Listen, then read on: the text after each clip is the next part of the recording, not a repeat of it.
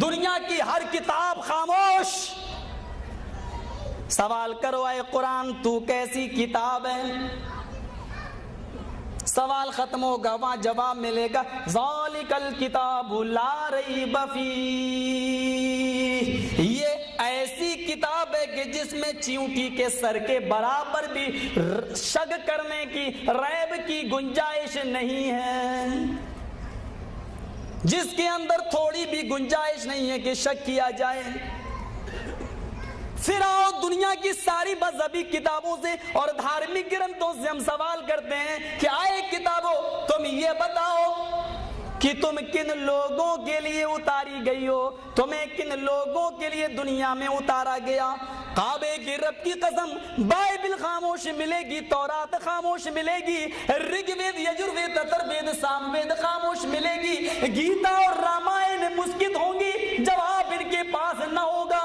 سوال کرو اے قرآن تو کیسی کتاب اور کن لوگوں کے لیے تو نازل کی گئی ہے؟ قرآن چیختا ہوا جواب دے گا، ببانگ دوحل اعلان کرے گا ھدی للمتقین. یہ قرآن اللہ سے ڈرنے والوں کے لیے، اللہ سے بھیبھیت ہونے والوں کے لیے قرآن ہدایت بن کر آیا ہے. اور بقول سوامی جی کہ چیلے اور چمچے جو اعتراض کرتے ہیں کہ یہ تو متقیوں کے لیے ہدایت ہے، جو اللہ سے ڈرتے نہیں ان لوگوں کے لیے ہدایت نہیں، ڈاکوؤں کے لیے، چوروں کے لیے ہدایت نہیں، ہم ان کے لیے قرآن کی آیت پیش کرتے ہیں ھدی للناس وبینات من الہدی والفرقان. قرآن کا یہ اسلوب ہے، وہاں متقیوں کے لیے کہا ہے، اللہ سے ڈرنے والوں کے لیے کہا ہے، لیکن کوئی یہ نہ سمجھ بیٹھے کہ جو اللہ سے ڈرتا نہیں قرآن ان کے لیے ہدایت نہیں. شہر رمضان الذی انزل فیہ القرآن ھدی للناس وبینات من الہدی والفرقان. روئے زمین پر چپے چپے پر بسنے والی انسانی آبادی کے لیے قرآن ہدایت ہے، ساری کائنات کے لیے یہ قرآن ہدایت ہے. ہدایت ہی نہیں ہے بلکہ اس قرآن کے اندر حق و باطل کو سمجھنے کی واضح نشانیاں بھی موجود ہیں. اب کوئی نہ سمجھے تو الگ بات ہے.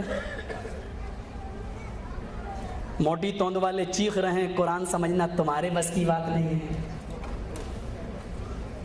یہ تو سیکھنے کے لیے 18 زبانیں سیکھنا پڑیں گی. یہ تو علماء کے سمجھنے کے لیے آیا ہے. ٹھیک ہے تم کہو مائیکل جیکسن جیسا آدمی قرآن پڑھا تو اسلام لایا، ڈاکٹر امبیڈکر نے قرآن پڑھا تو کہنے پر مجبور ہو گئے. ستر اہنسا کتاب ان کی موجود ہے، اٹھا کر دیکھ لو صفحہ نمبر 485 پر کیا لکھتے کہ اے لوگوں